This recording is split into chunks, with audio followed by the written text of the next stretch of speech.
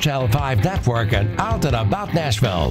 This is Out and About Today, sponsored by the Tennessee Performing Arts Center.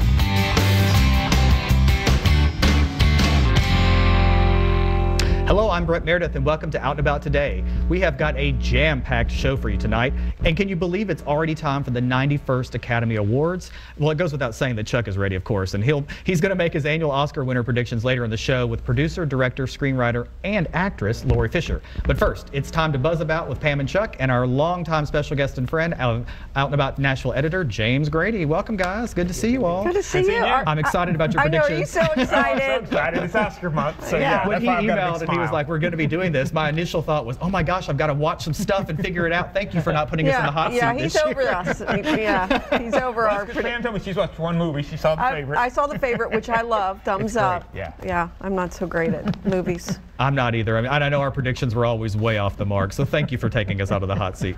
Anyway, on to the buzzabout. So I know we're having a good time right now, and I don't want to bring the mood down, but I did want to bring this up because it's something that happened very recently. The trans ban, if we can call it that, which I feel like we can, sort of met a SCOTUS ruling, 5-4 ruling, that sort of allowed the ban to take effect while the prosecution was happening of the cases, although there is still one injunction in Maryland that's against it. All of that to say, were you guys surprised with this ruling? And what is the real reason this is even happening, you think? Because everything points to the military seems to not care about it, doesn't really want to do it. Then the DOD says, well, the president should be able to, let whomever serve he wants, kind of walking a fine line of not saying we think this is a silly idea. But really, what's going on here? Chuck, you're salivating. I think you have something to say. Well, it's the sad but true, world that we're living in right now, that it wasn't surprising to me at all that it was a 5-4 ruling. Yeah. Which, all we were talking about before we went on, this could be something, that we're going to have to deal with for a long time, which is very scary. But which was premeditated, by the way. We all know that this was done on purpose. Absolutely. And it just seems, it's like, it's so political, and are we ever going to get past that in a way that's going to be more open? And to me, this is just one more example of how there's not an open mind in this kind of thing. Right. And James, you were saying before too, you had some thoughts. I mean, is it just another diversion tactic in addition to everything else? I don't think it's a diversion tactic. Okay. I think that what you see is, I mean, if you look at this being unleashed in 2017 and now it's being allowed to move forward a little bit, right around the same time that the Trump administration is going to allow Christians to discriminate against religious minorities in adoptions, beginning in South Carolina, but of course that will spread. So I think what we're seeing is a pattern of attacks and assaults on rights, not only for the LGBT community, but across the board. No, I would agree with you, Pam. Yeah, well, it makes us all real sad when we see this, right? But here's something I want to read. The DOD spokesperson says, DOD's proposed policy is not a ban on service by transgender persons. It is critical that DOD be permitted to implement personnel policies that it determines are necessary to ensure the most lethal and combat effective fighting force in the world. So what are we worried about then? Well, I know it's like, it's not a ban, but it is a ban. I feel like we're at the travel ban situation all over again. It's not a ban, but it is a ban.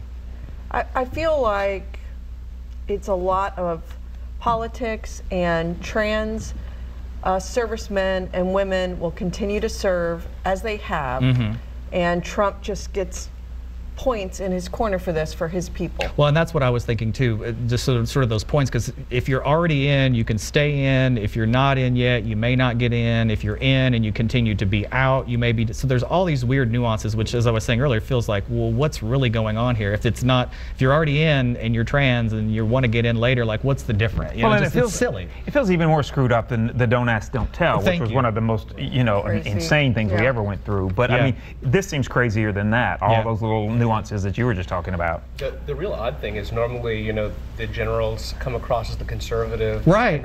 And the civilian leadership tend to be more socially liberal. And here, we've got a situation where the generals have been mostly against this, and where we really don't know what's going to happen is when the new chairman or secretary of defense is in place. Is he going to be more on the Trump line, or is he going to support his generals? Well, cool, and I hate to rush us through this because we could talk about this the whole segment, but I wanted to sort of end on a happier note. So TPAC has got La Ballets, Trock-a-der-O, de Monte Carlo coming, and that's a mouthful, and I know we talked about it a little bit before we taped. I want you to see a little clip real quick before we talk about it, okay?